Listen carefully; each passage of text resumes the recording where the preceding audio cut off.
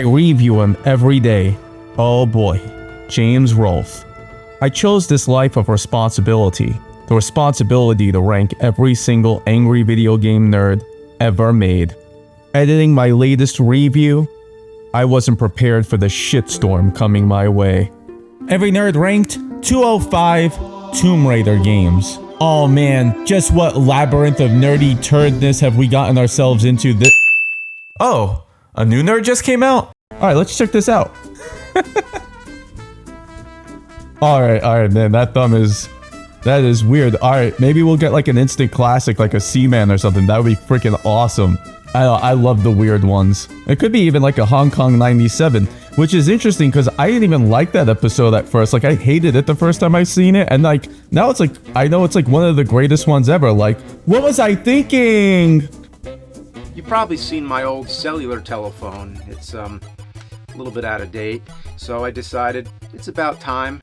Alright, a little bit of that James Rolfe dad humor. The majestic ray of light is... Holy Mother of God! Oh my God. Boy, we're in for some shit right now. Yeah. If only we weren't in vertical format, you could see what I'm doing with my hand right now. But it involves all digits down and one digit up. Yeah. Oh my God, I hate when this happens. This happens to me all the freaking time. Why does it think I want to say duck you? This is like a you know what's bullshit. You know what's bullshit? Security stickers on DVDs. It's such like quintessential James humor. I love it. Wow, easy there. Thud, thud, thud, thud, thud, thud, thud. That horse is way too excited. And then, oh dear. Oh my God. Oh my God. Fuck. This is an image I never expected to see. I would have never imagined this in my wildest nightmares. Oh, it's so suggestive. It's supposed to be interpreted. Is it trying to be... Oh, you know how it's supposed to be interpretive. To kill her I know, I'm so charmed by this though. This is so refreshing to me. A little bit of overacting, a little bit of, you know, some weird decisions, but you know, overall, like, this is so refreshing to me. Like, I'm so happy to see this over. Just like some of the the rinse and repeat, you know, instruction book by the manual AVGN. In a lot of ways, this is the most AVGN thing I've seen in a long time. Like, we're picking a really weird, you know, game to kind of play with and have some fun with, and oh man, this is refreshing. This is refreshing. Oh, I gotta charge. Gotta charge. Where's those chargers? Where's those fucking chargers? Don't die. Come on. Oh, this happened to me.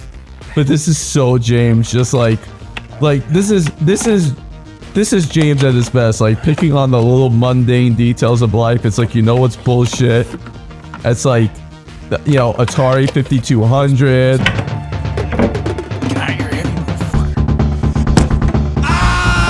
This is like Sega 32X. It's not like that at all. Oh, this is the most James Rolfe thing ever. I love it. Plug it in. Gotta plug it in. I gotta do it. Gotta get it. Gotta get it. Plug it in. Plug it in. Plug it in. I wanna be sedated with the Game Boy. I wanna be sedated with the Game Boy. Bah, bah. Shave the sheep. Shave the sheep. Sheepy, sheepy, sheepy, sheepy. He's shaving every sheep on the farm. Every sheep in the country, and it's all just to make one single scarf. And oh man, this is like James at his best. Oh man, this is like him back. I don't know. Sheepy, sheepy, sheepy. Hey, nerd. Oh God! I love you, nerd. Don't be afraid. Ah, no. I should have never played this game. Okay, get it off my phone. That's it. The phone. No. Oh. I love it. I'm sticking with the old shit. This is my phone now. Oh man, that was awesome. That's like a modern classic for me. Or at least it's my favorite one in so long. That was like, I laughed. And you know what the thing is, what I really liked? There needs to be kind of a transition Like, the nerd, he can't be like some 20-year-old kid anymore. He's in his 40s. I have kids. Like, things have to change a little bit. I feel like he kind of showed this, like, weird, I'm kind of going a little bit nutty kind of side. I had to tie myself in a chair with an onion in my mouth. I'm going to try to tie myself, but that damn onion would not stay in my mouth. Jesus Christ. Fuck! There goes the onion. Which totally makes sense for a character that's just plays these shitty games for like, you know, now 20 years. So I kind of feel like that's kind of a nice little interesting shift, even like playing on the idea that I'm just this old crazy man in his basement using like these really old phones. I heard there's an app or something, so I need to look into that. Like, I don't think I laughed at an episode in like so long. But I don't know, this would just, it just charmed me. So yeah, no, I am going to go on my computer and leave a comment where I could finally like praise this thing. Thank you, James, for bestowing your gift upon us. This is the best nerd episode since... Wait a minute. Don't ever do this again. April Fool's joke? Worst episode ever? Hold on. Let's see what's going on here. What the hell is what? It's good. No. No, this can't be. Played out jokes like trying to type fuck, but it autocorrects to duck or whatever. And people were pointing that out like 10 years ago, and he's just now getting to that joke.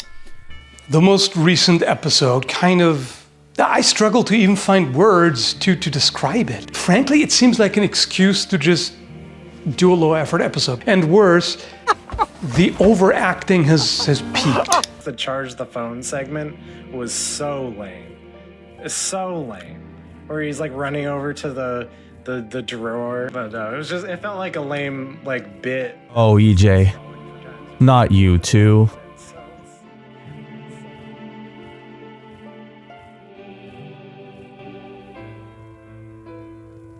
I mean, okay, I get not, you know, there's some problems with it for sure. And the episode seemed, you know, it was a little weird. It was off.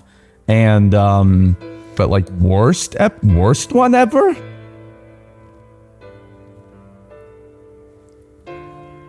I guess it's kind of how other people felt when I ranked Vegas Stakes the worst ever. Some people was like, hey, we really like that one. Suddenly, there's a terrible roar all around us. And all I can see were bats from Castlevania. You know, it has me thinking, like, there were so many times, like, in the early days where I would go and I'd have all these expectations, like, built up, and then I'm like, oh, it's gonna be this. I remember, like, the first time when the Glitch Gremlins episode came out, and I just thought, man, I can't stand this. I hate this. And then, I don't know, years later, for whatever reason, I don't know, I find the character funny, and I find the glitches funny. Feast your eyes on this! No, yeah, baby. And it was different, and I liked it, and, you know, and so it took me a while to catch up with that one. Hong Kong 97, I was like, why is he doing this episode? I mean, it's obviously not going to be a good game. It's like, it's one thing if some like great developer makes something and then they just fall flat, but what do you expect from a game made by if it was like the Taiwanese government or something like that? I don't know. And it's like, yeah, you wouldn't expect that to be good. So that's what I'm thinking. Why would you expect this to be good? This isn't even funny. Like this isn't supposed to be a competent game. And then, you know, years later, I just went back and just watched it, and like the absurdity of it was just hilarious to me. So I don't know, is that what's happening with this? Man, I'm just stunned by the level of hatred for this thing. This immediately, like not even a pause. It was just like worst one ever, and we all need to talk about it. I've been ranking every single AVGN. I kind of feel responsible, right? I have to kind of get this right. This is going to be something that people go back to. They're going to look at. They're going to, I'm going to be the authority. When people hundreds of years from now go back and they want to say, which is the best episode? Which are the best ones ever? They're going to go back and they're going to look at my list. They're going to see me. I'm going to be the one. I'm going to be the authority on all things from the worst to the bottom of the ship barrel, yeah, to the very best. I don't know. I mean, if I'm either it's all of you or it's me. And if it's me, should I be doing this? Like, should I be the one doing this? No, this wasn't a bad James. This was a good James. This wasn't not just a good James. This was a great James. This was a really great James. Man, I've never been wrong before about anything. How could I be so wrong about this? Oh my God, I don't know what to do. I don't know what to do. I mean, I don't know. I don't think it was that bad. Like, all right, sure. Like, again, was he overacting like crazy? Sure. Doing like the shitty game, like it sucks so much. It's Jackie Chan playing Bruce Lee's relative shit. For Nimoy!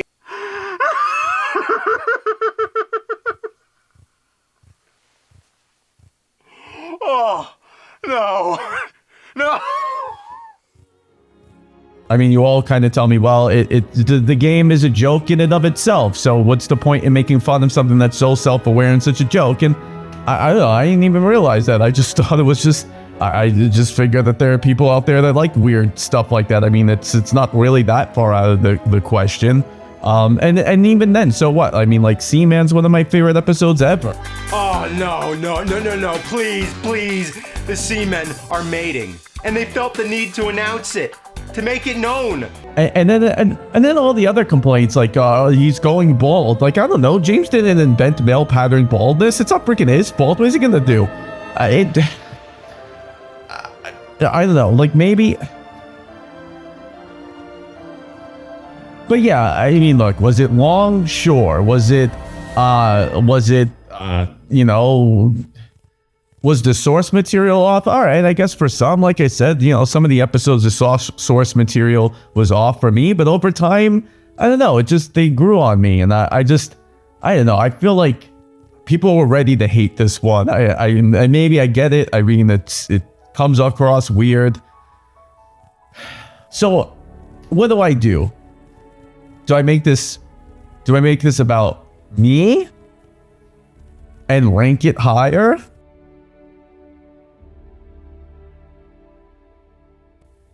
Or do I make this one about you, the fans?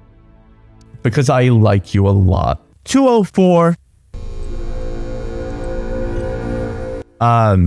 Shrek, I guess.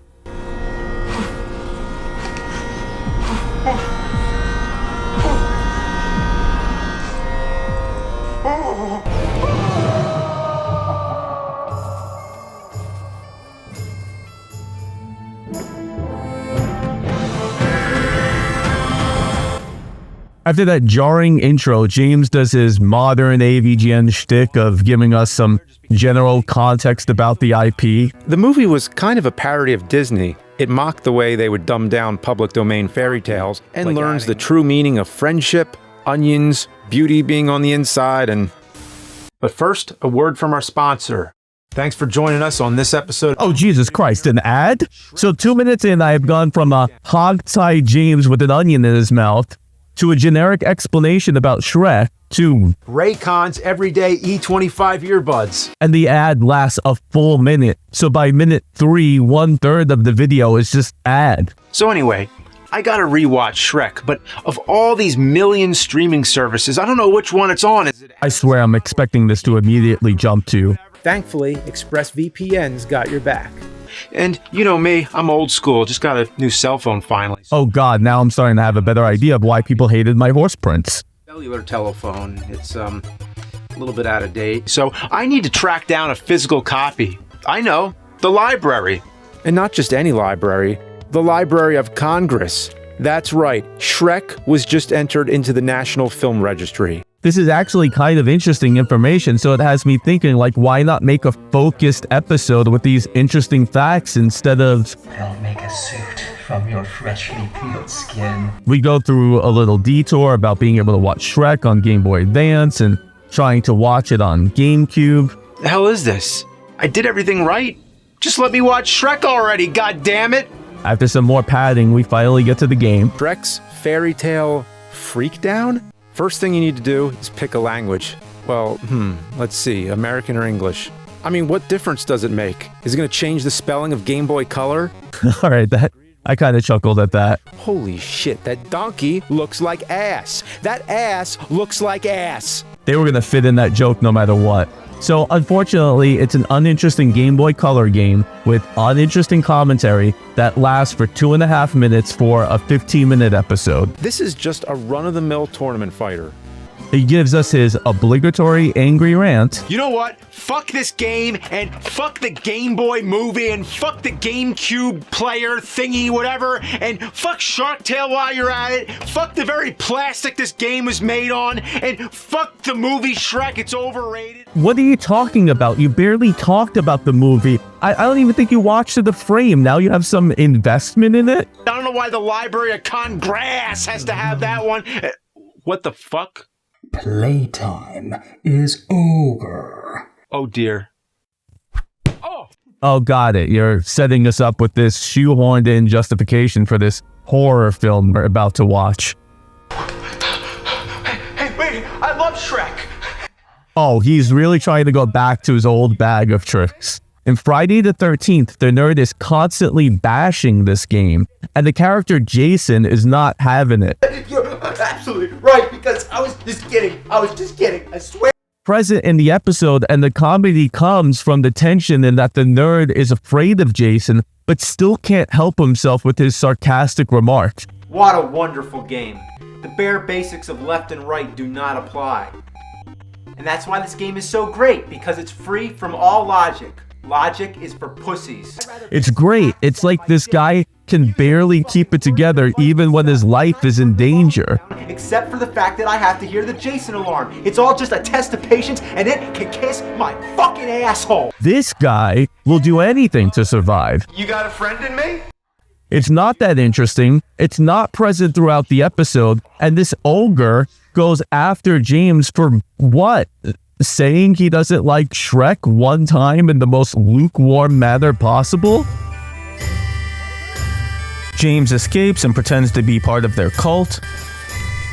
What's the matter with you? Call that dancing? Oh, fuck! Why did they just start suddenly beating the shit out of him for no reason? Why can't this filmmaker handle character motivations at all? Like, how many times do I have to compare these characters to people in the room? I did not hit her. I did not. Oh, hi, Mark. Again, like, maybe this works if the entire episode was about a guy who thought this cultural phenomenon was overrated and he didn't like it. Without any real setup, without any real investment, without him even, as far as I know, watching a frame of this movie, it just doesn't land. It's a shitty 20-year-old movie! You people are crazy! I don't believe any of this! Neither do I. You were testing me? Don't you see? We are testing everyone. Testing your loyalty to our Ogre Lord. A test. You have failed. What test did the nerd fail? He didn't watch one frame of this thing. He didn't say one thing about the movie he didn't like. He just randomly says out of nowhere, I don't like Shrek. This is the part where you get sacrificed. You kind of didn't like a movie you didn't watch. Now we're gonna murder you. Okay, so yeah, the nerd dies in the episode. How fitting. Maybe he should keep it that way. Jesus, who are all these people? Remember that time when James required 16 people at multiple companies to give us the TMNT movie review? Like, geez, what did I watch? Like, what does this have to do with Shrek? You know, like, I guess I'm gonna put this in F tier because I mean I can't just put all of them in F minus tier, right? I mean, it's episodes like this that has me defending freaking Horse Prince of all things, because at least it has like some kind of a coherent plot line from beginning to end and isn't an abject complete disaster. And fuck you, Dan Olsen, for trying to convince me that it's the same AVGN that it's always been. Like, I counted 13 people in the credits, and not one of them was a Mike Matai. So yeah, the Shrek episode sucks, like you all said. Fuck. There goes the onion. Remember when this asshole had the nerve to say the following? What if the problem is me? AVGN is what it's always been. The truthers claiming that the show is bad now are getting spooked by their own shadows. It isn't bad now, but good in the past. You're just getting older. Idiots. This is the episode where we debunk that absurd claim. This is Every Nerd Ranked 203 Superman 64 Returns. We open with the Rocky sequel style, reminding us of what happened at the end of the previous Superman episode, then transitioning to a quirky B-movie style return.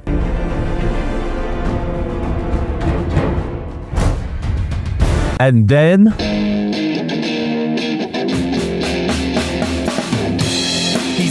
I missed that song. The first Superman 64 episode was like peak golden age nerd, but he played so little that this is a chance to rectify it and fully recover the rest of this classic turd. His revisited episodes are among my favorites, and he's prepping us that this gets worse. Much worse. He covers some interesting facts he missed. The story of the game is that Lex Luthor has hidden Lois Lane, Jimmy Olsen, and Emma Hamilton in his virtual world. This entire video game takes place inside a video game. But unfortunately misses key facts, like how the game had such an awful draw distance that the publisher claimed it was kryptonite fog, and when folks weren't buying it, that's when they decided to set it in a virtual world instead. You'd think a genius like Lex Luthor would use his ability to create anything in a virtual world, so what did he decide on? You know. Rings. James goes back to the rings. He goes through similar frustrations with awkward controls, rules, and clipping. These guys are not hard to take out, but I can't land. Oh, and now I'm through the floor? And as I'm watching, it's starting to click with me the difference between classic versus modern AVGN. Like, compare this energy here. What? I don't even get to try again? I'm back at the fucking rings again? To this. And then oh, yeah, of course. I should have expected something like that. These two Superman 64 episodes are perfect to watch side by side to see the most notable quality differences. The only thing worse than an impossibly bad game is not even being able to kill yourself. Not sure how I did it, and I don't care. What did it say? Something about cars? You're not even given enough time to read it. And I'm so sick of saying Shadow Guy. Do I actually get to punch people somewhere in this shitload fuck of a game? I guess I'll never find out, but why are these punches so awkward? Get ready for this epic boss battle. Well, that was anticlimactic. So what the hell is this shit? You should be fighting bad guys, not testing your flight skills with some of the worst control accuracy ever in a video game. At least it's not rings. Then there's no time to waste. Fuck! You gotta be kidding me. I'm stuck again? I'm nowhere near the wall. Look how much room. Look how much room. How can I be stuck when there's so much room? Glitched. Again. Now I gotta play that whole maze all over? Oh man, this game is such shit. What? I don't even get to try again? I'm back at the fucking rings again? Oh gee, and you have to start the whole level over because there's no checkpoints. Looks like Superman stroking his super dick. Oh dear. Where am I? The Phantom Zone? Good one, James. I mean, it's night and day. No. No way.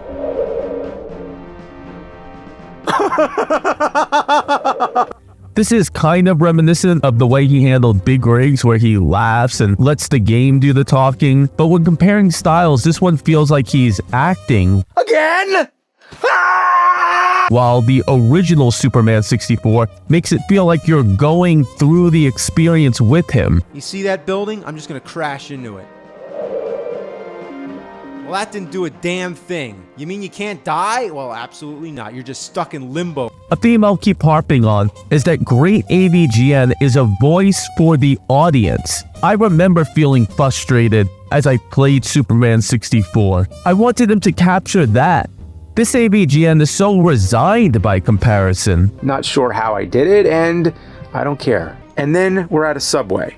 Not the fast food place, but the actual Subway. Sorry, what's the joke? Why would I have thought Subway sandwiches? I'm on the outside of the game looking in. Then break the boundaries of existence. Superior gameplay lets you exceed the laws of physics. Now, if this wasn't an episode with enough callbacks, he gives us... Where did you learn to fly? Jeez, that's a face I didn't miss. Where did you learn to fly? That went on for about a minute and a half, where he tries to fit in some facts about Superman's history with flight. This all might have worked better if this episode didn't already have enough themes and we weren't running about 16 minutes long. And I keep thinking as I write this that I'm going to get to the point where I wrap this up, but... Alright. Oh, what the shit? I'm gone 5 minutes and already I have 4 replacements? Get out of here! The original Superman 64 video was focused on an awful game and his frustrations, which was enough material in and of itself. And this is suddenly a series of running gags. It's like South Park's interpretation of Family Guy. Remember when I auditioned to be David Hasselhoff's car? It mercilessly ends with the fight scene with the cartridge and the scream.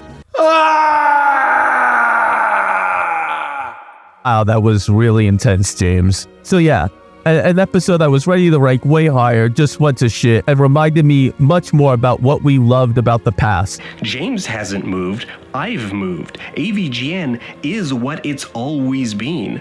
No, Dan, this is BS. The show's changed and you know nothing about it. So don't return to Superman 64 Returns. Yeah.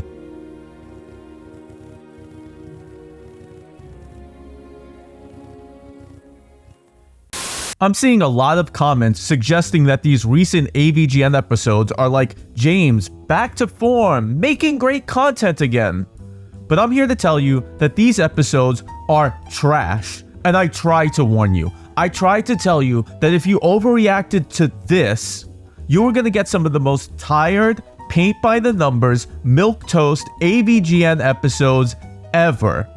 And even worse, he spent much of this year covering good games, and I have a mini rant about that. I fucking hate these good games episodes. I mean, they're fine once in a while, a little change of pace, but they've become a cheap go-to now that James is incapable of being the once irreverent, bitingly funny nerd anymore. Like, instead of taking a dump on these shitty games, we're going to this more cozy James and give us all the feels as he plays Earthbound and Oz Final Fantasy VI. And I'm sorry, I hate to break it to you, but that's not the show. It's a cheap, lame trick. Here's the elevator pitch for AVGN. He's gonna take you back to the past to play the shitty games that suck ass. Shitty games that suck ass. Not the greatest game of all time. And then he does this thing where he acts like it's some novelty, like, today I'm gonna give myself a break and play a good game for once. But don't worry, guys, I'm gonna go back to shitty ones later. Yeah. I'm gonna review a good game for once. This time, I actually want to talk about something a little more positive. With the holiday season, I thought I'd give myself a little bit of a gift. Now don't worry, I'll go back to torture myself with shitty ones, but I wish to play a good game.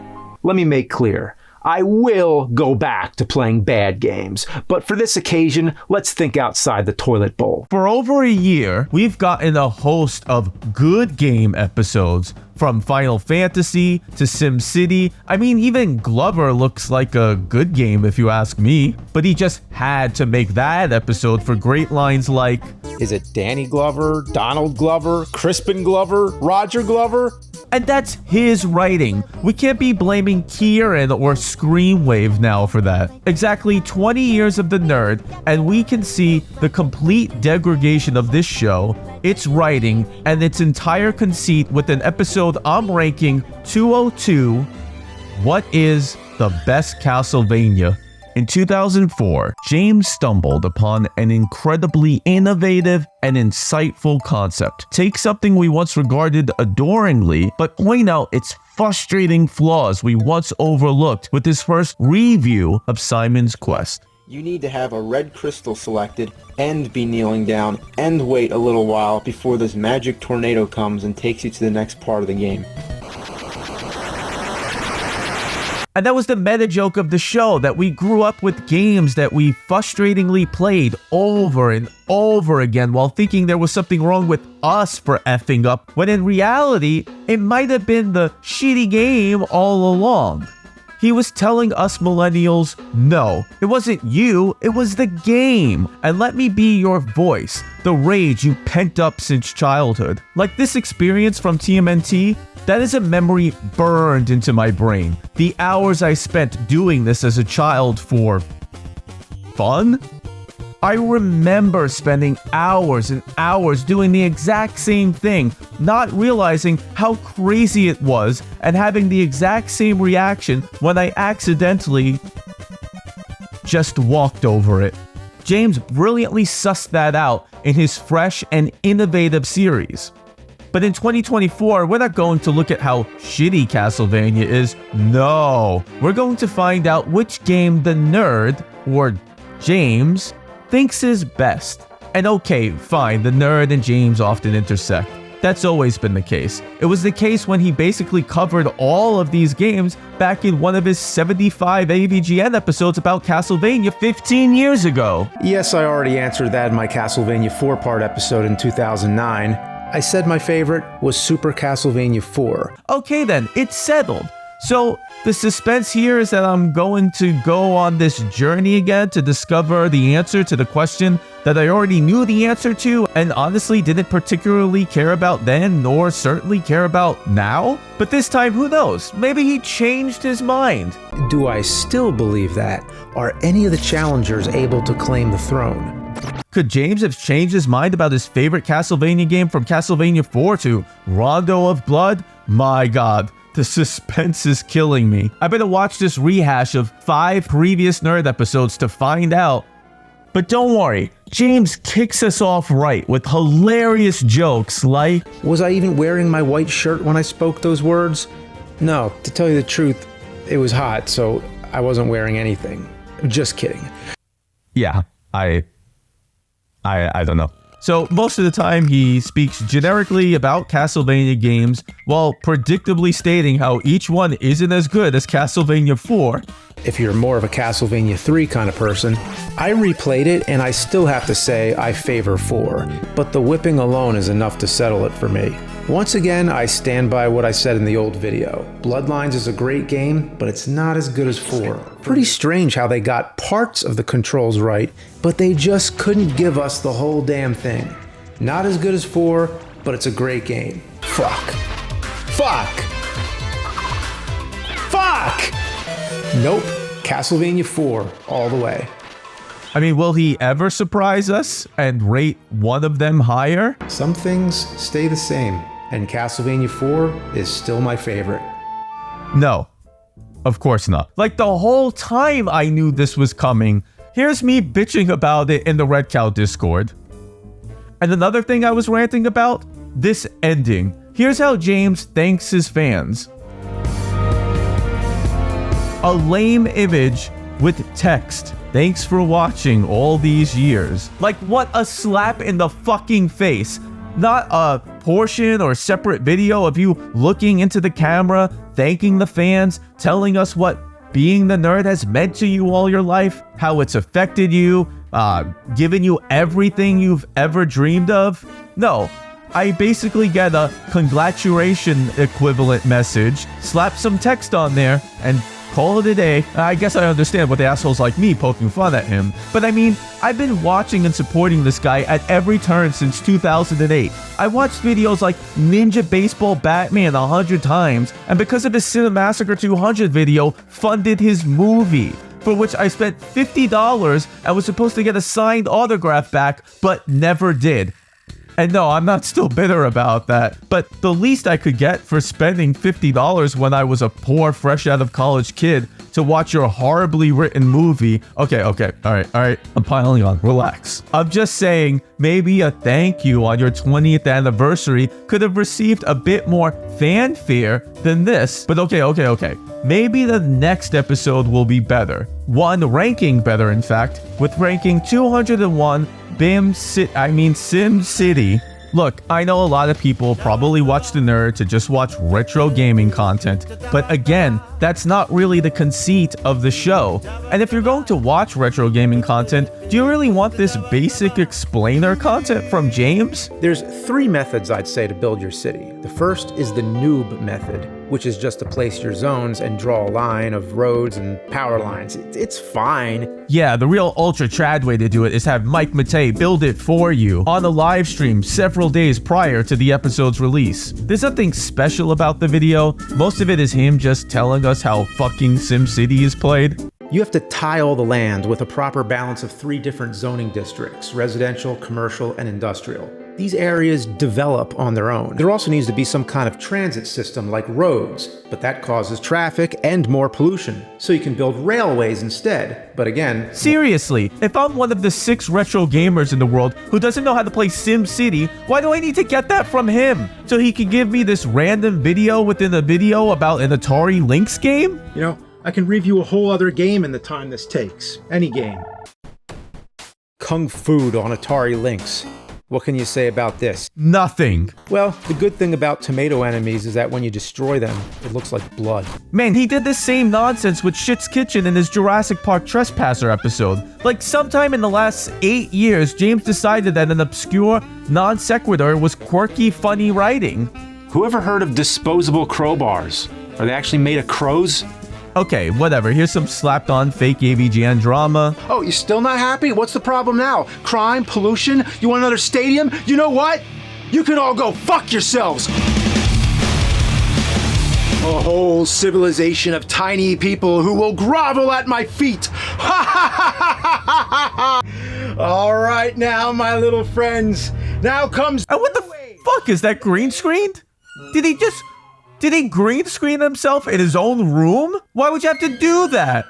Is this because of his taped tripod to the ceiling? It's a pretty funny way to get the tripod off the floor, but it does the trick. This is worse than green screaming Cooper into your movie. At least that guy was in Los Angeles. Your set is literally your own garage. James is like, oh, now I can't move my precious tripod. I had that set up perfect. And you know, most of my videos, I try to keep to reviewing the episode itself and not the meta layer surrounding it, but my god, James has some of the most backward-ass, convoluted solutions to problems. Like, how did he arrive at green screening himself in his own room? I can't help but think about that stupid drawer video. You can see I've repaired these things many times before. So now I'm gonna look around for whatever scraps and materials I have laying around. Not meant at all to be a how-to or do-it-yourself kind of video, because you really don't want to be doing it the way I do. I'm sure there's a better way. Yes, there is. Like this. Amazon.com.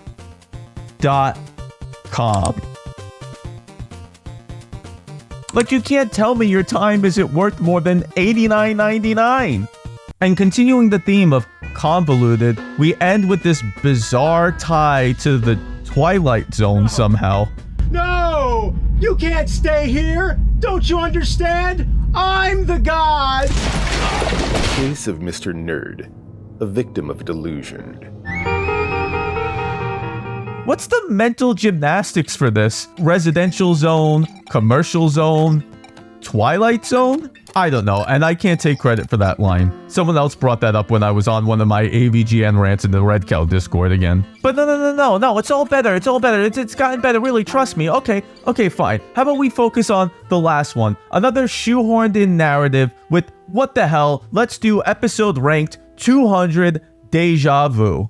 I mean, whatever, James is suddenly cranking this shit out like he's got a propeller in his ass, so I better catch up. And I know, all the Vegas stakes high production simps are gonna be like, no, this is good, look, he's got different camera angles and like he's trying and stuff. It's like, wrong. That's not the standard. The standard isn't, he's kind of got decent production values. Like, he's a filmmaker with over 3 million subscribers. He's been doing this for years. It's his full-time job. The standard for a nerd episode can't be, oh look, he's trying, how cute. And honestly, I'm unimpressed when your narrative elements don't really tie in with the rest of the review and feel completely tacked on. If you examine the fire escape, it tells you it's a fire escape. When there's a fire, you use it to escape. My chest heaved with a feeling more rare than a $3 bill in this town. The tone is completely different. They don't fit. But here again, as an adult, I was back on the case. And what is he on the case about? Oh, I get it. More shitty games. So basically, you watch this review and learn 2 things. 1, that adventure games are cryptic. Leave doesn't mean leave the room. It means to leave something, like leave a shit. Because who actually takes a shit? And 2, video games don't operate like real life. Next thing, he goes into a wine cellar, and to open a secret door, he has to punch the fucking wine. Gosh, how am I gonna get this fucking door to open?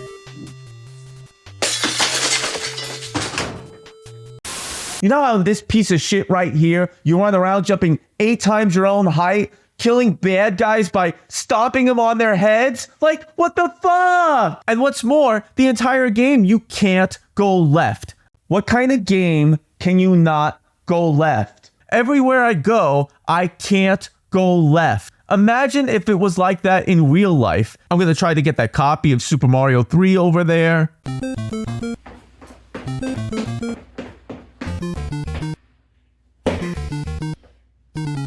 No, I can't do it. I can't fucking go left. What kind of game is this? But the worst part of Deja Vu is that it just drones on, and it's so boring. But then you find gambling tables and slot machines in the back of some speakeasy.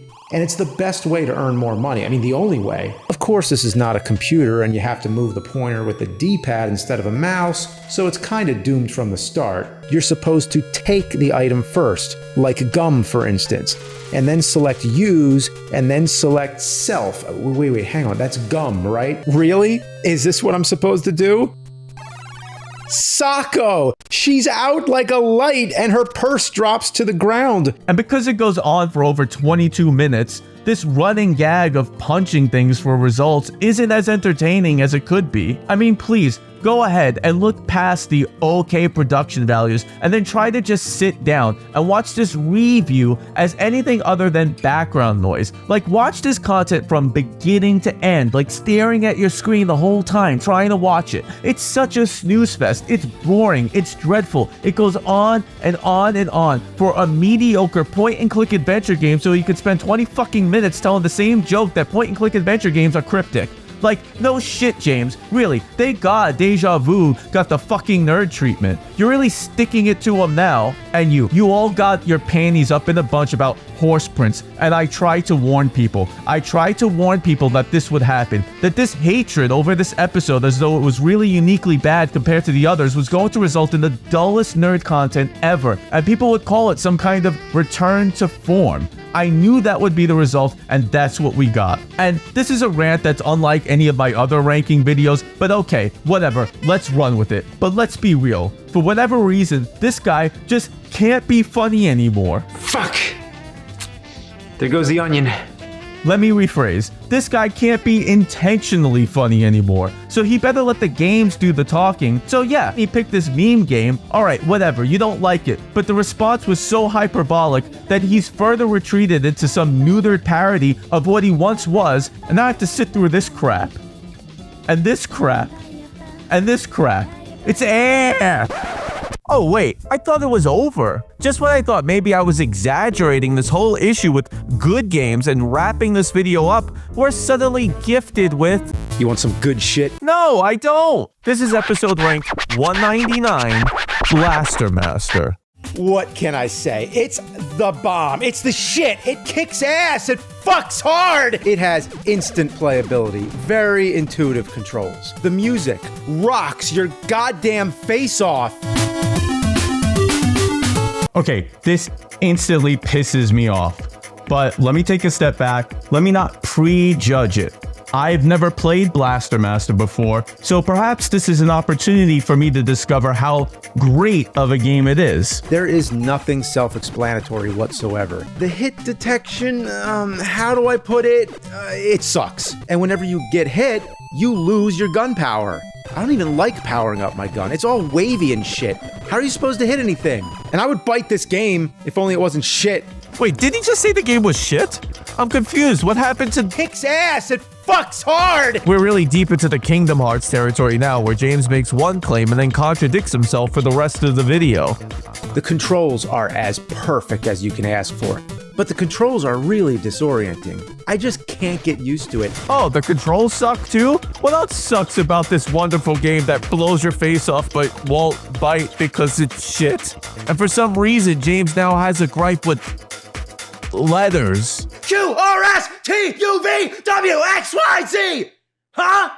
That's all you have to do! Yeah, and I understand now that it's apparently from some film, but like the Vegas Stakes episode, we're just jamming obscure references to a film that you'd have to be privy to in order to appreciate. Nah, you can't get him on that, really. I identified it immediately and was amused because I got the reference. To me, it kind of sucks. Because one, you need to know your core fan base, and two, it really doesn't fit the episode. He just jammed it in there for no reason. He's been saying, we got this by the ass, and making American movie references since the beginning. It's perfectly consistent with AVGN jamming stuff like that in. Countless examples and precedent. It's a complete non sequitur. This actually is an example of it's always been that way. So it's fine if you don't like it, but yeah, you'd be critiquing something that's foundational to the show. Why would he randomly get angry about letters if only to jam in a stupid reference? That is indeed the reason, to make a joke reference. Again, perfectly consistent with the show. When I gave you 2 examples off the top of my head, but there are countless. When he makes Ghostbusters references, he's at least doing an episode about Ghostbusters. And his first 10 years, he's kind of established the types of things viewers of the show would be familiar with. Ninja Turtles, Mario, Zelda, Ghostbusters. Now, he wants to jam in obscure Hunter S. Thompson quotes and odes to Nick Cage. It just seems like it's for a different audience. Vampire's Kiss is a cult comedy vampire movie. The guy makes Monster Madness. He's always referenced movies that are off the beaten path of the audience. Then he would do videos that educated them on movies like that, like 5 of my favorite movies about making movies, or the whole of Monster Madness.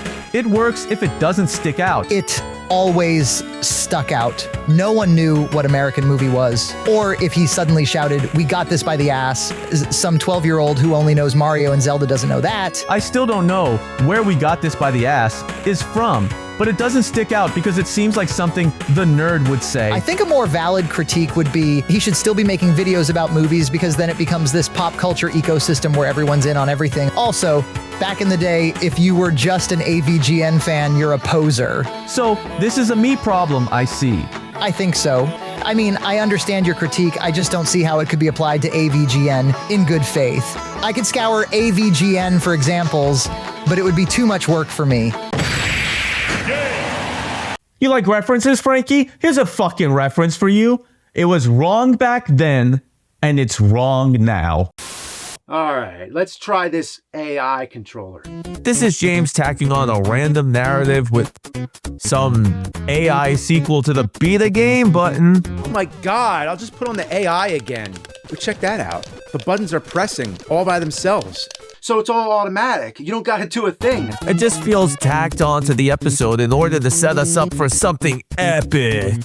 Who the fuck are you? I am your virtual AI assistant. My sole purpose is to help you achieve your goal of becoming the ultimate game master. Ultimate Game Master? No, I thought you were on a mission to warn us from playing shitty games, like great games, like Blaster Master, which you would eat if it wasn't shit. What the fuck? I have a visual appearance.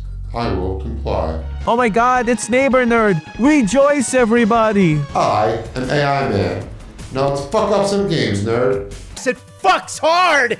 No. This is too weird. I'm out of here. Speaking for the audience, I see. No, the most important aspect about any game is being able to play it. But you don't want to play games, nerd. Yes, that's exactly right. That's it right there. Now you don't have to be angry all the time. You can just sit back and chill. That's not true. I like doing this. Games, even shitty ones, are part of who I am. Yeah, it's kind of bittersweet watching James come to terms with being tied down to the nerd. What am I, gonna go work an office job? That's not meant for me. Yeah, we get it, James. You don't want the office job. The more he grinds away at AVGN, the more it's a job, and the content will probably never be the same. It's sweet in a way that he's probably coming to terms with it and having gratitude for it, but it's also sad to see it bleed into the episode itself. No! I don't want this anymore! Let me out! Fine. Why don't you go to that office job? Nearing the end of the episode, I'm getting reminded of a Seinfeld bit. It's horrible when you sense the to be continued coming. Then there's like 5 minutes left and suddenly you realize, hey, they can't make it. Timmy's still stuck in the cave. I need glitches.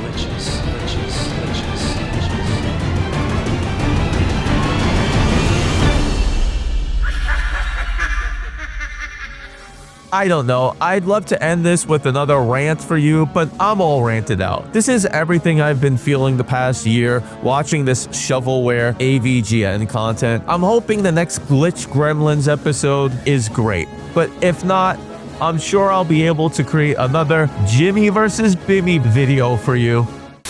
Here's James Rolfe's awkwardness in a nutshell. When it comes to video game promotions, one of the weirdest was Sega's hotel sponsorship. I cut my thumb. And even after acknowledging it in the video, he awkwardly hides it to keep us from noticing right after he just pointed it out. This isn't the nerd, this is James peeking through. Like, are you self-conscious about this, James? I thought perhaps this had something to do with the episode, but no, it doesn't. This is Every Nerd ranked 198 Sega VHS tapes. This episode is a very low-rated and commonly requested one. When I first watched it, I thought, I think this is bad, but can't put my finger on anything in particular. In a lot of ways, it's the same passive, modern AVGN shtick with one thing that sticks out. And kids go, Pojo! The content he's reviewing itself. I have a running theory that if the content James is reviewing is inherently off-putting, then that's going to have an effect on fans' perception. Because next to Sega video games, food is my favorite thing in the techno jungle. I think that's what doomed Horse Prince from the start, and no, I'm not trying to defend Horse Prince again, but I do think there's a trend that if the media reviewed itself is viscerally off-putting, then the video is far less likely to work. Now, James says these VHS tapes are some of the weirdest things I've ever watched. I mean, almost as weird as plumbers don't wear ties. Okay, alright, come on. Now, if we're gonna start comparing this to plumbers, I'm sorry, then I'm gonna have to do another Jimmy versus Bimmy for all of you to compare. Why all the wacky filters? Why does it keep showing a naked guy lying in bed? Why is there a panda in a car on the bed? There's also a strobe light or something that keeps going off. This tape is an assault to your senses. Now why is it just a head of a panda? Why would there ever be a floating head of a panda next to someone's bed? Every so often, this weird disembodied head pops up and gives random tidbits about the Sega promotion. She just happened to have a whip and handcuffs? Wow, I had no idea she'd actually do it. Yep, you guessed it. It's the crazy dude in disguise, complete with pigtails. What kind of fucked up game is this? It actually feels like it's trying to advertise not to play Game Gear. And how is it later that night? It's not night. It's not fucking night. Why am I thinking so deeply into this shit? I'd rather talk about B-dubs. Fucking B-dubs. Yeah. The story, but I've never seen such a disgusting series of plot choices in my life. A fucking chicken mask.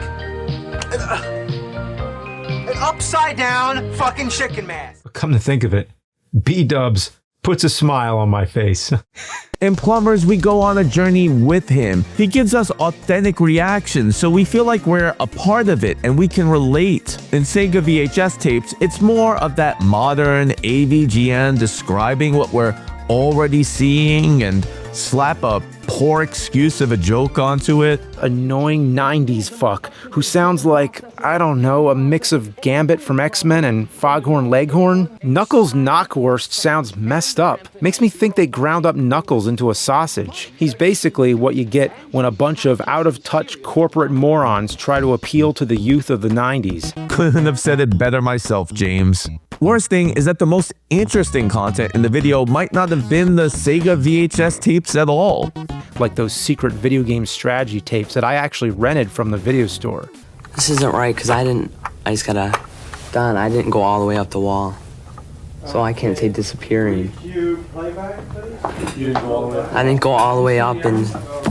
Now, I probably had just left this review as, okay, this was a passable video where I got to learn about this obscure 90s relic and leave it at that. But then they had to end the episode with, To sum it up, this might be the worst gaming thing I've ever seen and the worst thing the 90s has to offer in general. It's... Alright, I actually had this at a D- tier, but between the steep drop-off from Plumbers, It's like some kind of experimental art project. If I just made a bunch of shit and put all kinds of filters on it, that would be the same as this miserable pile of fuck. to whatever this shit is. Tear up Howard Johnson's asshole! You guys win. F tier it is. Why was the Green Dog episode so off-putting? Hey there, friendo! Are the day-to-day stresses of shit wearing you down? Let the vacation come to you. Okay, that's a clue. This is Every Nerd Ranked 197 Green Dog. These skits with any actor who isn't Kyle Justin or Mike Matei are your first clue that this is going to be another shitty James. And you receive a highly immersive video game that will leave you feeling like you just came back from Guantanamo Bay! Wow, I wasn't expecting a Gitmo joke in the nerd video. I guess Newt wrote this episode. You can't help but think of 9/11 and all those TV images of Ground Zero and Baghdad. There's something about this humor and writing that feels so different from... Elmo has to slit his fucking wrists. Elmo doesn't have a blanket. I have to slit my fucking Elmo wrist now. Yes, maybe it's that frenetic, irreverent energy that Mike gives whenever he's involved. Try to put Elmo's dick and balls in your mouth all at once. That's Elmo's challenge. Try and do it. Try and do it in under 10 seconds. Yo, whatever the fuck is in the mind like that, that's what we need. It's no frills, simple, straightforward, and isn't trying to do too much like bits like this. Without leaving the comfort of your tiny, pathetic basement. Order now. Mike nor James are professional comedians, but this joke is reaching the bottom of the barrel. Why is he called Green Dog? I mean, he's not green, and he's not a dog. And look at this beach. It's so nice. It just looks like, you know, right out of Swamp Thing's swamp-ass butt. And that's the transition. It just jumps into this awkward review where he tries to straddle this tone of playing it surfer cool and combining it with the nerd. Well, hey, I'm gonna play this game with a happy face. Yeah, let's chill. Like that surfer beach dude, Green Dog. Like, I get it. The idea is he's going to try to play it cool, but he can't help himself, so the real angry nerd keeps peering through. So you attack enemies by whipping frisbees at their heads, but it doesn't seem to do jack shit crap half the time. And it went through that parrot 4 times. What is Green Dog's problem? It doesn't work for several reasons, and I'm going to go back to an episode that I often do. It's the Friday the 13th episode. The nerd must restrain his anger because Jason is threatening to kill him if he doesn't give a positive review. So the nerd tries to be clever and deliver his lines sarcastically. I mean, the concept is just brilliant. Adapting a series of R-rated slasher movies for all the kiddies to play. Great idea. Jason wants the game that he's featured in to be reviewed positively, and the nerd is trying to find a way to present his authentic feelings without being killed. But this game just overcomplicates things because it's so good. The pacing also makes sense. He starts reviewing it positively, you don't know why, and on occasion he peeks around to see if he could get away with expressing the pent-up rage he's feeling. Like puke up a donkey's ass! What a shitload of motherfucking bullfuck! That back and forth tension is present in the entire episode, slowly building up to the point where he can't help himself and ramping back down when Jason reminds him of what's at stake. In Green Dog, he jumps right into this weird mishmash of being relaxed and angry at the same time. But he can't jump on that fucking block! I'm clearly able to jump on that block, but maybe it's his floppy freakish feet or the helmet hair blocking him. But that's fine. That's fine. Yeah, the backgrounds, they all look like, real life photos painted over in Mario Paint. And worse, you don't really know why. 197 episodes in, he just decides, I'd rather treat myself. Yeah, I need to calm down. Just gotta chill, just for once. He could have done it like that episode in The Office where Stanley, he gets a heart attack and has to still deal with all of Michael Scott's bullshit, but do it in a calm manner, just for his own personal health. But instead, James sets us up with... Just call the fucking number. Bullshit. And what's worse is that James' calm voice sounds like an attempt at some ASMR bit. But that's fine. That's fine. Yeah, the backgrounds, they all look like...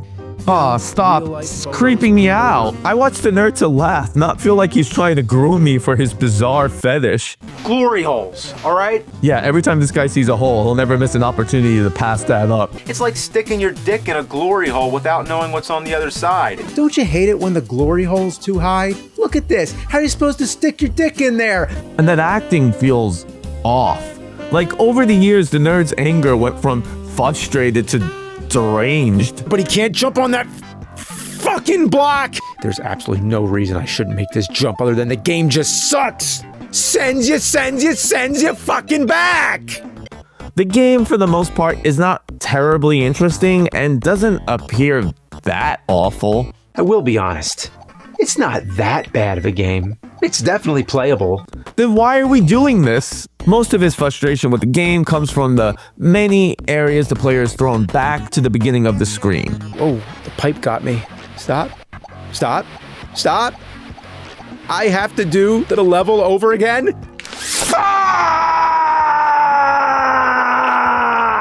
And yeah, it would make sense that that would be frustrating, but his reaction is so lame compared to classic episodes. What? I don't even get to try again? I'm back at the fucking rings again?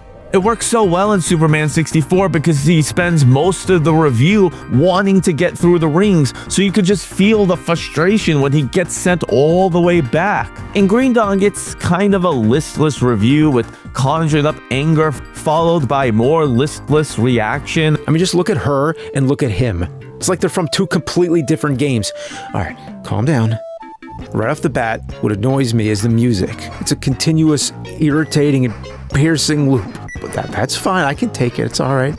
Just chill. He then just gives up on the mild attempt at playing chill, which never really amounted to anything anyway. Yeah, so being chill just went out the fucking window. But with still 8 minutes left in the review. So it was an idea that just kind of came and went. We go through common AVGN tropes like foreground, background issues. Here's some annoying shit. The foreground keeps getting in the way. Kind of like Batman Forever on Super Nintendo. And the way some songs might have been ripped off. Holy shit, those thieves. And what about... Okay, I get it. All right, I know it's Little Mermaid. Okay, I get it. It's gonna be Little Mermaid. I got this. Wait, that's Little fucking Mermaid.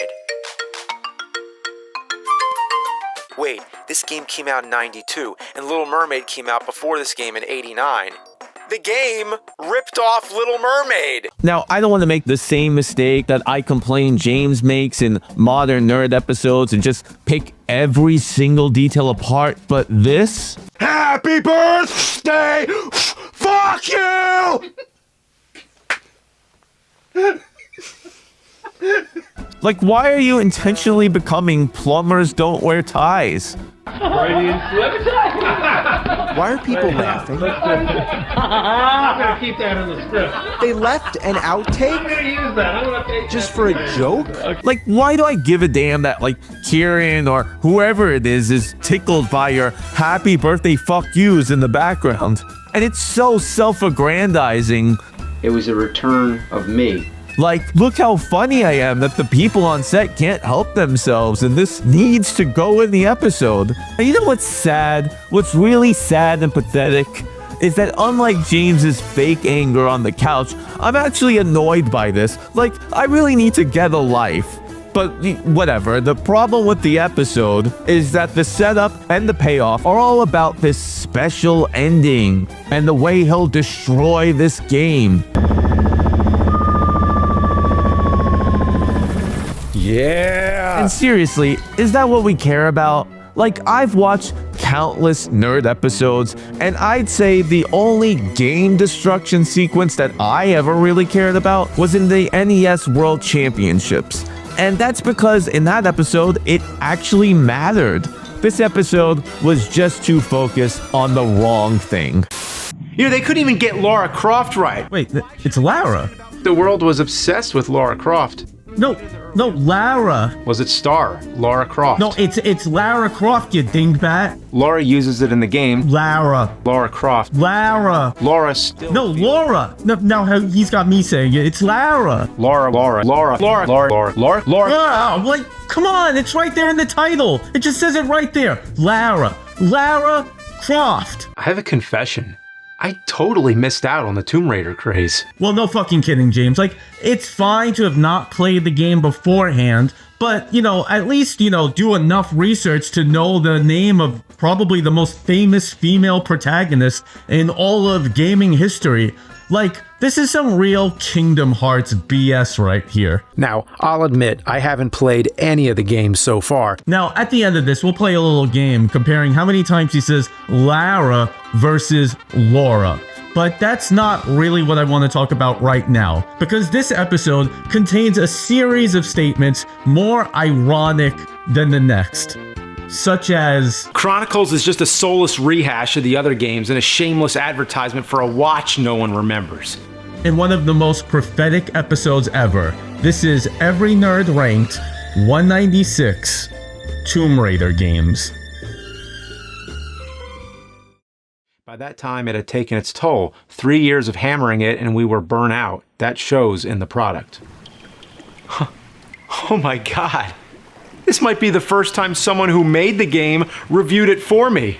And similarly, James's own words will help me review this episode, starting with some ironic statements that may be very applicable to a certain film many have suggested burnt him out. So here it is, the holy grail of shitty Tomb Raider games. It was going to usher Lara Croft into a new age with a bigger, better adventure. There would be larger environments and more stuff to do. It was so bad, it killed the studio making it and nearly killed the whole franchise. I was on a Hollywood adventure, and I've made it out alive. The developers were tired of doing Tomb Raider and hoped the fourth game would be the end. Well, maybe if I killed off my character, I wouldn't have to review any more shitty games. I'd rather quit reviewing games permanently.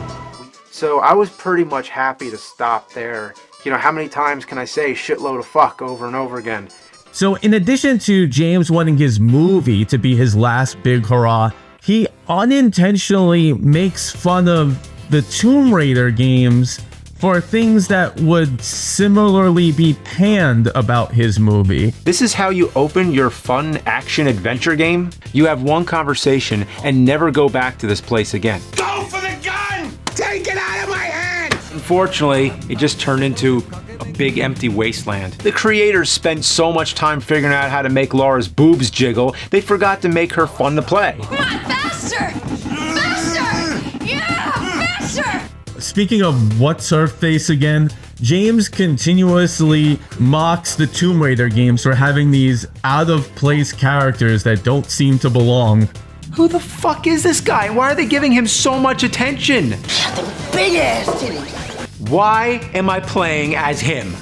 You know, they couldn't even get Lara Croft right. Why should I be excited about playing as this asshole?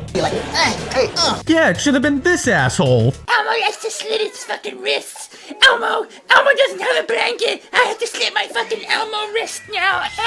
With both Tomb Raider and his movie, he's told us just how horrible the development of these things both were. It would be a whole new game.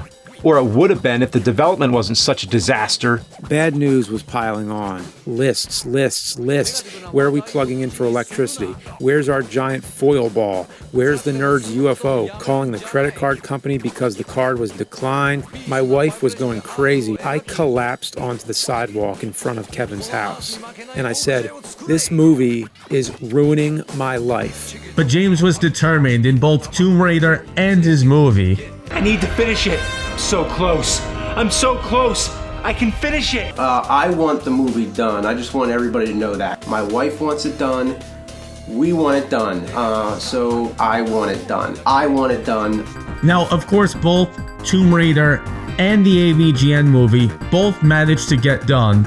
And they both managed to create something that didn't quite seem like the source material. Eventually, you go underground and actually find a tomb. Wow. This is the only part in the game so far that actually feels like Tomb Raider. Get out of the pit, get out of the pit. Fuck! So with all the extra resources, we still end up with something substantially inferior to their predecessors. You would think, since this is PS2, the controls would be better than PS1, but you'd be wrong. You'd also think that a movie with a $300,000 budget would be better than some home movie from New Jersey, and that I'd still have my signed autograph for helping to fund it by now, but you'd be wrong. But luckily, he now has new ways to make money, which he ironically made fun of in his Tomb Raider review. There's a credit for Timex. Oh, here's why. It's an ad for a grip clip watch. It's like people only do things because they get paid. And that's just really sad. Raycon has some of the best high-tech wireless earbuds on the market. You could just feel the irony as he hammers away at this point. Chronicles is just a soulless rehash of the other games and a shameless advertisement for a watch no one remembers. But first, a word from our sponsor. Do you ever want that classic arcade block puzzle experience, but from a more 3D perspective? Well, SuperAnthony's Joltzsi got you covered. It's an action-packed arcade game where you clear lines, but also makes you think. It even stars the voice of the famed Tim Kitzrow from NBA Jam. Nails the three! Boom shakalaka! Play it in early access now, link in the description. Besides the shameless advertisements, there are some beautiful, ironic statements said in this video that you would think Screenwave was just sneaking these lines in there as a way to kind of poke fun at James behind his back. Some people have felt the need to point out the camera in this game sucks, as if I'm not aware. I like different camera angles. I have to stick to the single one-shot setup, or else the video won't get finished in time. A statement made more ironic when he makes fun of a fictional character's time management. Leave me alone, I'm busy. Busy? Busy doing what? I have kids. I don't think I need to explain that. That's all he says. The same thing over and over. The same thing over and over. I just don't have the time. I'm facing reality. There doesn't exist enough time in the year. And what happened was that we ran out of time. There wasn't really time to do it, so I didn't really get a chance for this. At a certain point, we don't have any more time to do it. I have other things I need to do right now. I don't think I have time. I bet you'd love your Timex watch now that you're so busy. Busy? Busy doing what? He looks like the least busy person in the world. But sometimes you could just be busy overcomplicating things, as James points out. Laura needs to run to a cabinet and grab a gas mask, but the people she's killing along the way have gas masks. Why can't I just take theirs? Why are they overcomplicating this? This from a person who overcomplicates nothing. But still, there is always the question of how to get the music to play from the iPod to the car. I had a car with a CD player, but no auxiliary input. So I ended up buying an older car with a cassette deck just so I could use a cassette adapter to play my damn iPod. Did he say what I think he said? So I ended up buying an older car to play my damn iPod. Yeah, in order to play his iPod, he didn't get a new radio or something rational. He bought a new car, but not even a new car, like an older car. Now, perhaps I'm burying the lead here, because as far as the actual review goes, it's about as fraudulent as the infamous Kingdom Hearts episode. Now, I'll admit, I haven't played any of the games so far, but these games so far are pretty decent. Where he goes on talking about something he clearly knows nothing about. I have a confession. I totally missed out on the Tomb Raider craze. But then plows ahead as though he knows all about the IP. A training section where I could practice these new controls without affecting the main game. You know, like the Croft Manor section in the old games. Yeah, the ones you've never played? Lara Croft's popularity took the world by storm. Wait, did you just say Lara Croft? Was this a mistake? The game opens with Lara's funeral. Alright, now perhaps it's an honest mistake. I mean, like Lara and Laura, anyone could mix that up. Laura is obviously the more popular name, but I'm sure he got it right a bunch of times too and said Lara. So, just for fun, let's compare. Let's see how many times he says Lara versus Laura. You know, they couldn't even get Lara Croft right. It seemed like the only thing bigger than the games was its star, Lara Croft. Hate to see Laura at a Renaissance fair. This entire game makes Laura weaker. Laura will keep running until you stop. Laura still feels too slow. Laura goes from fighting wolves and dinosaurs. Lara Croft's popularity took the world by storm. The world was obsessed with Lara Croft. On the other side, Laura was here all along. The game opens with Laura's funeral. Laura uses it in the game. The first story is about Laura, right down to Laura's outfit. It was going to usher Lara Croft into a new age. The opening cutscene introduces Laura in a dark office and has Laura murdering fucking wolves. At one point, the camera goes into Laura's head. His controls are clunkier than Laura's. They're officially called Lara Croft Tomb Raider and Lara Croft Alicia Vikander is Lara Croft. Lara Croft was basically Indiana Jones for the 90s. Lara needs to run. I'm not sure why everyone was into Lara Croft. The creators spent so much time figuring out how to make Lara's boobs jiggle, they forgot to make her fun to play. He's got 26 Lauras, but a Lara ain't one. Now, look, this is an episode I've been working on way too long, editing and making changes, but I just felt like I kept finding these hidden gems that I had to get in there, like discovering that he said this. This might be the first time someone who made the game reviewed it for me. I mean, the guy said reviewed properly. Reviewed it. I don't think I ever remembered that. But he said Laura 26 times, but one time the guy actually says reviewed properly. James has been saying reviewed for well over 20 years, I'm sure much longer, and he even made fun of himself in his You Know What's Bullshit episode. I've always said review until everybody tells me it's review. And quite frankly, I kind of agreed with him. Like, you know, we don't say redo, we say redo. Why would it be review? What about recap? Would you say recap, redo, recall, rehire, regroup, reappear, reenact? Why is it so strange to say review? Yeah, okay, I'm with him. And now all of a sudden, in an episode where he said Laura like 26 times, he finally gets the word reviewed properly. So I don't know, either James is like some like lovable goof, or this is just the ultimate troll. And I mean, it's ultimately an F tier episode for me, but it gave me A+ tier enjoyment. So there's that. Have fun. That's it. We just ran out of time because I have to be done at 5:40 right now. 195 bad Final Fight games. Hey, is this the Angry Video Game Nerd? Yeah, who the fuck is this? Matt McMuscles. I didn't order any mussels. Oh, this sucks. Well, here I have the 2 Final Fight games that any fan of Final Fight will tell you fuck the franchise into oblivion. By any fan, he means anyone not named James Rolfe, of course. Although, who knows? When I wrote that line, I had no idea that Jackie Chan was his favorite actor. And combined with his charming nature, that's why he's been my all-time favorite actor. Yeah, watching this guy for almost 20 years, and he drops this new one on us. It's Jackie Chan playing Bruce Lee's relative shit. He again complains about the gameplay by inadvertently describing his own episode about it. Rinse and repeat. It's monotonous and gives me some serious Life of Black Tiger vibes. So this video was going to be a lot longer. I had way more going on. I was picking it apart like in previous episodes, but like after a while, it just gets to a point where it's just like, I don't want to keep repeating myself and saying the same things over and over again in different videos.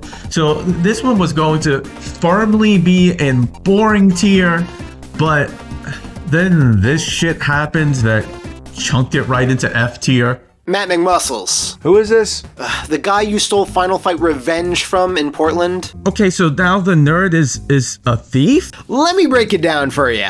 After meeting up with Mayor Mustache and killing the Stiff, Kyle eventually... So it's bad enough getting an explainer video from my favorite content creator. Now I have to get it from a guy I don't even give a flying fuck about? His explanation goes on for almost 2.5 minutes. And he keeps giving me material because instead of just destroying the games and wrapping up an already long episode, he decides to condemn you to a long and drawn out process of Sega Saturn disc rot. Damn, he just writes this shit for me. Alright, whatever. An episode I was about to fit squarely into boring tier has now been pushed to F tier. Congratulations. 194, Spawn. Where am I? Mellow greetings, nerdy wordy. It seems like he belongs in a Zelda CDI game. Do you know what it means when you lose your last ruby? The art is awesome. The story? It's something left to be desired. Sorry to break it to you, nerd, but you're dead. You're fucked. So the best part of this episode is Justin's performance, which I guess is like a compliment. That Leguizamo guy's a real pest. I never really liked his interpretation of clown. He's all gross and creepy, not beautiful and sexy like moi. Unfortunately, the tone shifts from high concept parody to bland history lessons about Spawn. Internet's really slow in hell. I didn't know that. Here, play your stupid fucking game. For those of you who don't know, Spawn is a character created by Todd McFarlane.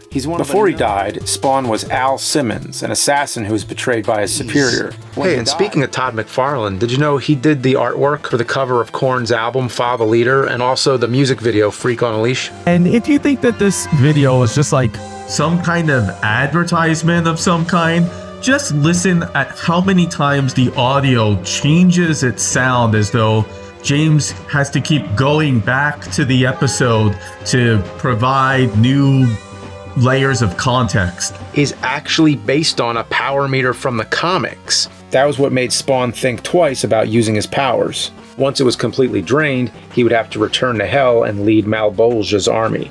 So you have to resort to guns and fists to conserve energy. That's actually a really cool idea, and this game worked it in really well. So it's no coincidence that the Korn logo is all over the game. And the heart of my complaints with modern AVGN that I point out tirelessly is that, again, the game itself is just not really that interesting. You know what? This game, it's not a complete steaming pile of goat shit, so that's more than I could say for most games, so... And that's mostly it. He describes the games, most of them seem mediocre, some he claims to like, and it's all just Wikipedia article level review.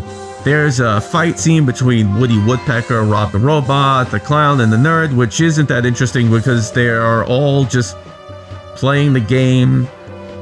I guess that's the joke, fine. And it mercilessly ends in bizarre fashion. You're not Satan. Hey man, that's a nice clown costume. You want to review Spawn with me? No! I'm sick of Spawn! I'm sick of Spawn!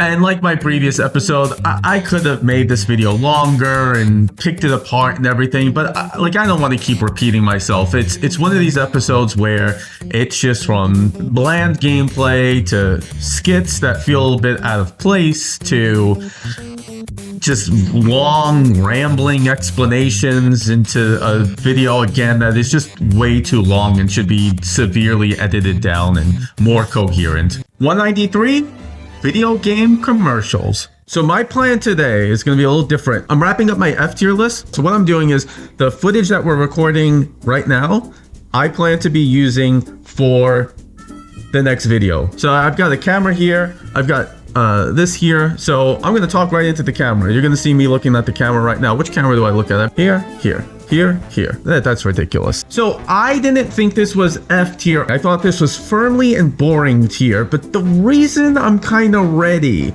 to chunk this into F tier is because it's very derivative of something else. Nostalgia Critic has basically done this before, has done it many times, and has done it much, much, much, much better. But the very best thing of all, there's a counter on this ball. Wow, that is the best thing of all. Not only do I get to stay in just one place for hours, but I get to not think of numbers while doing it. Let's see, maybe this isn't as bad as I remember it, but I remember it being pretty boring. Oh, shut up, Luigi, motherfucker. What? Is that who I think it is? Is that is, isn't it? It's Jack Black. Yeah, there's no joke.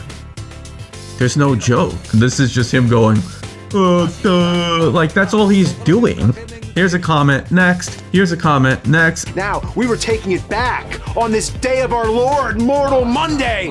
That scream was a call of freedom, a call that incited a riot over a video game? That doesn't happen in real life. I mean, can you think of many ads that shows a kid's head rolling across the floor? And tell me, why does the TV always have to explode? Those creatures from Guyana are pretty bad. Who the hell does that? Imagine if you invited your friend over to play a game and you just started rapping. That doesn't happen in real life. Yeah, I get it. They're commercials. The things that happen in commercials don't happen in real life. I gotcha, man. This is Tommy the Who. It's one of the greatest musicals of all time. This is like if I said, Tommy sucks. Because people wouldn't sing in real life.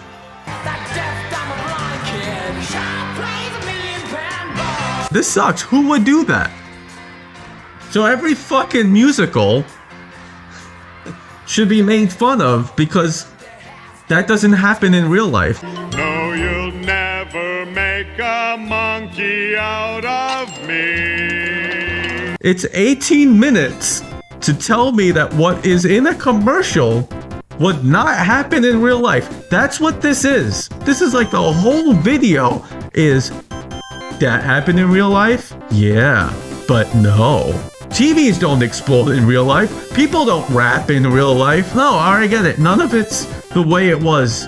They're all trying to sell you a product. We understand. They pulled out all the stops with an elaborate dance and rap.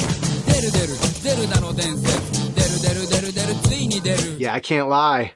I wish we had these commercials, because it's pretty awesome. Well, but does that happen in real life? I think it does. No, I don't think it happens in real life, James. So just how awesome is it? Or is it that people in Japan are more likely to just rap uncontrollably and not America? But I don't think that happens in real life, so I'm not sure how awesome it is. As a kid, I was susceptible enough to think that Michael Jackson was actually endorsing the Sega Genesis. Wasn't he? I mean, he was susceptible. I mean, I guess he was endorsing it. They made a video game and they put his name on it. I mean, didn't he endorse it? Like, what am I missing? How is that not an endorsement? I'm going back. That was Michael Jackson. Susceptible enough to think that Michael Jackson was actually endorsing the Sega Genesis. Well, what do you think he was doing? Why is he in the commercial? Can you guys tell me, am I wrong? Am I the idiot? Someone tell me. Is this a me thing? I guess you were naive enough because you saw him in the fucking thing. Just like, oh, I was naive enough to think Joe Montana was endorsing it. Yeah, his fucking name. It's called Joe Montana Football, you fucking idiot. Is that Paul Rudd? Yeah, it's Paul Rudd. Man, we had no idea that kid was gonna go places. He's gonna be in Halloween 6.